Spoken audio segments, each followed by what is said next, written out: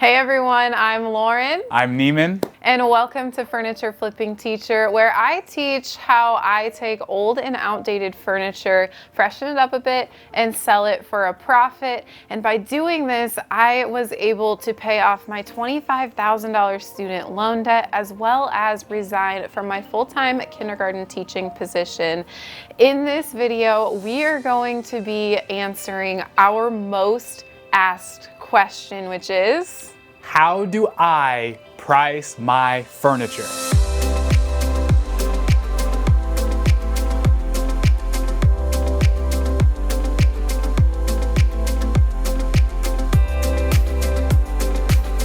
So before we get started, we wanted to establish that there are two different types of furniture pieces that you can price, at least in my furniture world. And that is commission pieces and day-to-day furniture projects. It's important that we understand that these two are very different, especially when it comes to pricing. So we're gonna start out by talking about day-to-day projects, and then here in a minute, we'll get into the commission work. So tell us, what do you mean by day-to-day projects? Right, so day-to-day projects for me is pieces of furniture that I find myself on Facebook Marketplace or at thrift stores, and I decide what I want them to look like, and then once that piece of furniture is completed, I post it out in the world to sell. I personally use Facebook Marketplace exclusively at this point in time. We are hoping to get onto our website, but that's a whole nother video. But Facebook Marketplace has been a really great source of marketing for us and for me to sell my furniture. So a quick question there then, if I'm understanding what a day-to-day project would be, it's kind of like if you were, let's say if you were an artist that painted canvases and you had clients that wanted specific work, but then you had your passion projects. Would day-to-day projects be more like passion projects and you doing just whatever your creative mind desires to do? Yeah, that's a really good way to look at it. Awesome. So tell us a little bit about the pricing then when it comes to day-to-day projects. So when it comes to day-to-day projects, there's a lot of things that you need to factor into the prices. However, I do want to explicitly say that every single market, and by market I mean the people around you who are going to buy your pieces, is different. And that is because everyone lives in different places. Here in my area might be completely different prices that I'm able to get than someone down in Florida or over in California. So with us living in the Midwest, we tend to see prices, especially that our community tells us are a bit cheaper than what they might see, especially near the coasts. At least for in thrift stores, yes. I haven't really talked to too many people about what they price their furniture as. I feel like we are some of the only people that are in this furniture realm that kind of share profits, but it's because we really want you guys to be able to get a scope on how to better price your items. And that's why we're making this video. So once you have a piece, and you got it for what's maybe a maximum that you would buy a piece for? And also once you have bought in a piece, what are some of these other things that we should consider a part of the whole process when we're trying to identify a price for our furniture? For my pieces, you know, it really ranges in how much I'm willing to pay for a piece when I'm acquiring it myself. And things that I always look for: solid wood pieces, pieces that are a little bit more trendy or in style. Currently, that style is more of like the mid-century modern and the solid wood pieces. Those are I'm willing to pay a little bit more for those, especially if they're good quality. I'm not really gonna drop a price that I would be willing to pay for something because it really fluctuates. And then, like I said, just as when I'm pricing my materials or my items, my furniture, It's different in every market. With that being said, I always make sure to take into account how much that item can sell for once I'm done with it. I am for sure not going to go spend $200 on a pair of nightstands, knowing that I probably can't even get $200 out of a pair of nightstands once I've done work to it. So keep that in your brain, and we'll be continuing to talk about the pricing of my pieces when I'm selling them, and that'll kind of tie all back together. So the more that you are looking at your market and figuring out how much your pieces can sell for, the better grasp you're able to get on how much upfront cost you want to have in buying that piece of furniture. So that leads to my next question. How do you figure out what pieces are going for in your market? Great question. And that is a question that we are asked pretty much daily. And the way that I do it is I go to my Facebook marketplace, because that's where I sell my things. And I am constantly just scrolling and looking, observing, what do pieces such as a dresser or nightstands, what are those going for unpainted? And then I also look at what are other things going for that other people in my area have refurbished and have painted, and they are selling it for a profit as well. So when I'm looking at these things, I'm seeing what trends am I seeing. Is a dresser going for only $150? Sometimes yes. And then in my case, the dressers that are only going for $150, in my opinion, is a little bit on the lower side. So what I do is I'll save those pieces that I see on Facebook Marketplace, and I'll watch them. In the next day or so, I'll go back and I'll be able to see if it got sold within that day. If it got sold within that day, then chances are it was priced very low, and it could have gotten a little bit more of a profit because someone was probably going to be willing to pay more. The quicker it sells, in my opinion, the higher you could have priced it. Something else I look for is when I post my pieces, how many people are interested in it.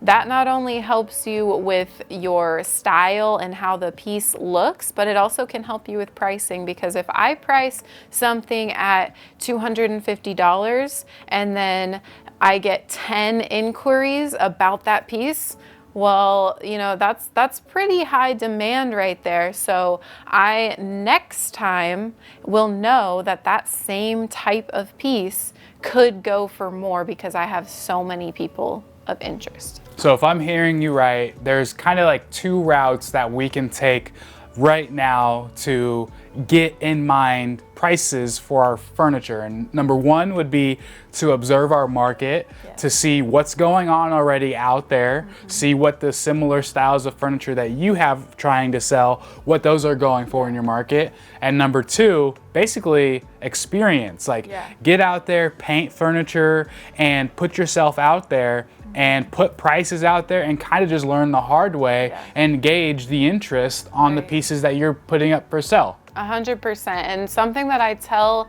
people who reach out to me is it's very much trial and error.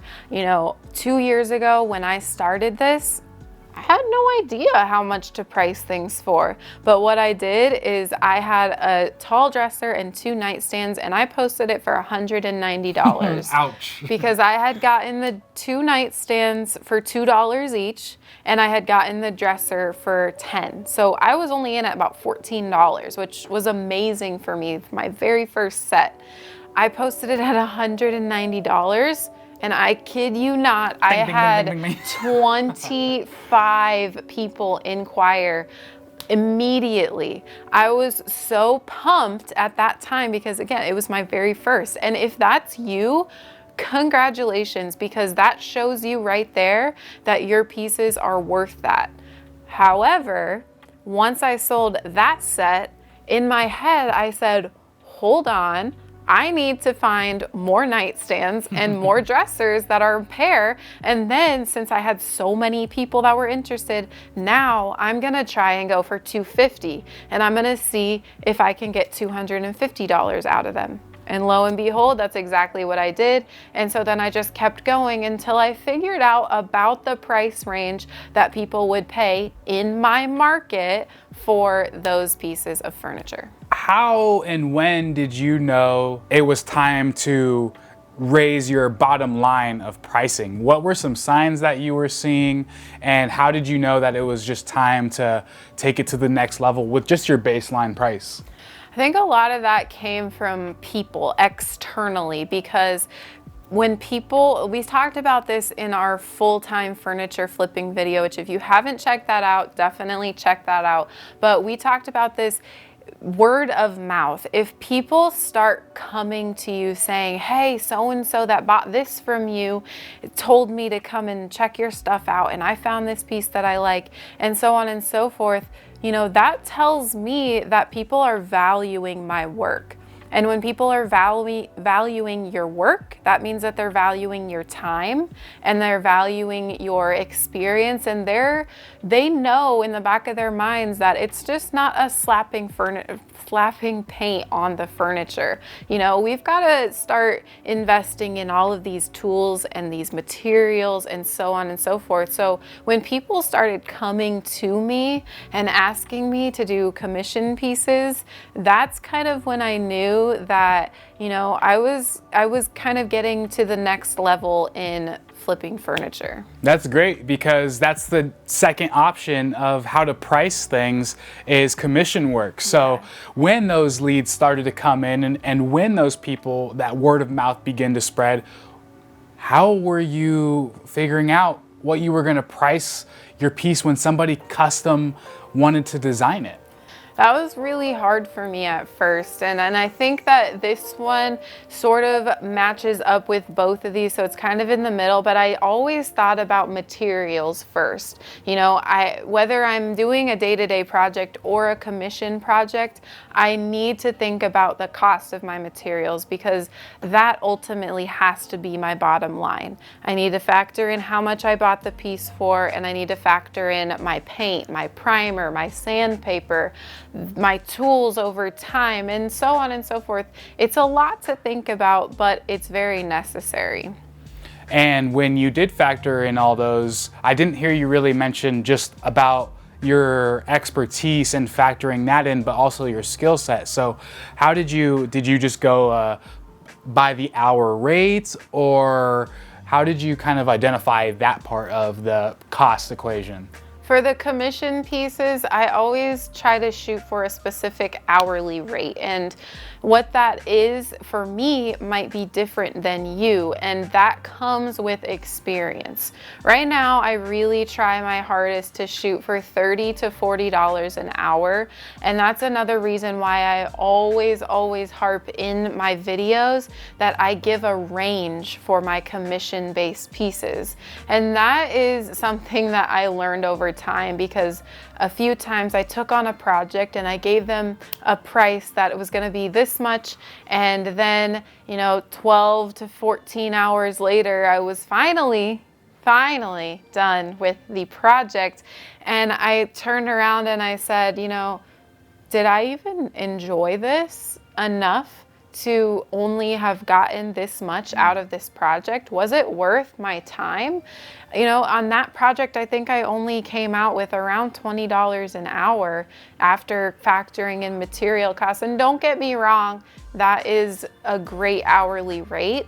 But when you're putting in all of that time, you know, you want to make it worth it. So decide for yourself at this point in time, thinking about your experience and what tools you have, what different types of furniture you can create. Think about all of those things and decide for yourself how much you think that you deserve hourly. And then when you're pricing the pieces commission based, and this can also really go for the day-to-day pieces as well, but just think about a price that you want to hourly earn, and then factor that in with your materials and so on. But there's also something else that I have learned to factor into the pricing as well. And what is that? that is the style of furniture, because if you are flipping furniture, you need to know that you need to keep up with the styles and the trends that are going on in our world. And it might be a bit different from place to place, but to be completely honest with you, trends start and then they trickle everywhere. So if there's a trend that's happening, especially on the coasts, it might end up trickling into the Midwest. If you're in other countries, it might end up trickling over there. It might start over there and trickle over here. So just always, always, always be paying attention to the trends that are going on in the market. I also think taking a step out and seeing the macro perspective of what are the goals? What are your personal goals? What do you want to achieve? Are you trying to pay off your $25,000 in student loan debt? What time frame do you have set out for that? Okay, with that time frame and how much you need to raise, like per project, what do you need to be making? These are some things to also consider if you're wanting to go full time. How much do you need to be making per hour to be able to fulfill a full-time salary for yourself, considering all the costs and expenses to be full-time. So just on top of what she said, I think that you really have to consider what your goals are and what you want to achieve by doing this. Yeah, and to go off of that, something that I think that needs to be mentioned is that we're not telling you, oh, my goal is to get $5,000 worth of profit in 1 month. And to do that, I'm just going to flip 4 dressers. Well, that's not really how it works. If you have high goals and you are wanting to maybe make this into a full-time job, you're gonna have to do volume. At the bottom line, like in order to make that goal of that $5,000 per month, you're gonna have to probably pump out around 20 pieces a month. Think about an achievable goal that is reasonable for you to achieve, because if you're aiming really high, which we're not telling you not to aim high, but if you're aiming for that $5,000 profit and you're trying to only do 4 pieces, that doesn't quite match up. Yeah, you got to be realistic with it. So volume does matter in this as well.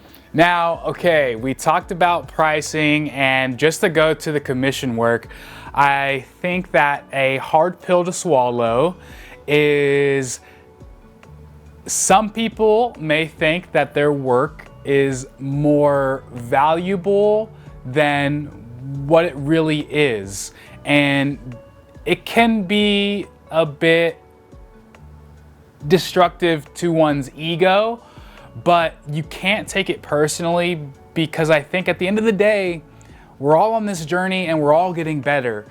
And so why I say that is like being realistic with your prices and your goals on how blah, blah, blah, blah. You also got to be realistic with where you are at, and an easy sign to gauge or to observe that tells you if what you're asking is not justifiable by your work is if you're not getting any interest in the pieces that you're doing for the price points that you are putting them at. It's as simple as that. If you don't get any interest on the piece at the price that you put it at, the market is telling you that it just isn't worth that at the moment. You'll get there though. Pay attention to that. Don't take it personal, but no, that's a very big telltale sign. And if you can be honest with yourself, you're gonna see yourself grow much quicker if you can understand that, not take it personal, and just get better. And something I want to interject with that, he's not saying if, your piece doesn't get any hits in 2 days, then it's crap. That's not the point. The point is that you need to be patient. Yes. And you need to wait it out. But after about a week, maybe even 2, if your piece hasn't, gotten any hits, even if it's someone who says, is this available? And you say yes, and there's no response, at least they were interested in looking. If yours are just flopping, take that into consideration. Maybe you just need to start and go back to basics and start doing some white furniture. Everybody loves white furniture. I don't believe that will ever go out of style. So maybe that's somewhere that you can start. And then, you know, once you find your groove, then you can start stepping out of your comfort zone a little bit, and maybe even step into your comfort zone if white is out of your comfort zone, and start finding your own style. And then again, word of mouth is just a very big part of this journey. So I know that we didn't really give you a template and say plug in these numbers and this is what you should charge, because I can't harp on it enough. And I know it's really annoying because I got it too when I first started out, but to be honest, your market will tell you. You just have to be, you have to observe your market, and you have to ultimately be patient. Yeah, and get out there and just find out. You know, I think that people, because they don't have a specific, like, we're not giving you a specific number, I don't think that we'd be doing you any justice by giving you a specific number, because you could be in New York City and it just wouldn't be applicable to you at all. So we don't want to spoon feed you. We want to give you the information, but there's got to be, you know, a give and take relationship. So we hope that you guys take this information and just go out there and try it. Experiment. Yeah, experiment and fail. Or I always say fail, but really it's just learn the lesson. You know, if we just told you what you need to be looking for, so just get out there and do it, and you're gonna find the answers out so much quicker than watching a YouTube video. So, and one more note to end on.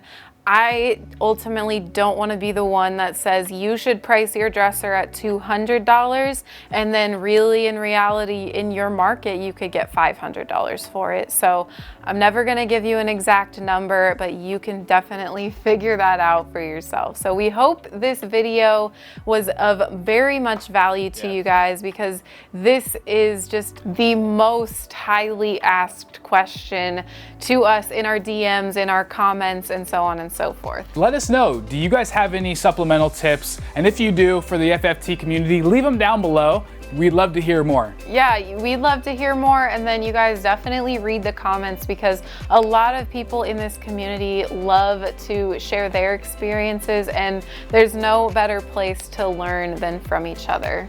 We'll see you guys Thursday for our regular scheduled furniture flip. We got a fun one coming up this week. We sure do, but that's all we got today. So we'll see you on the flip side.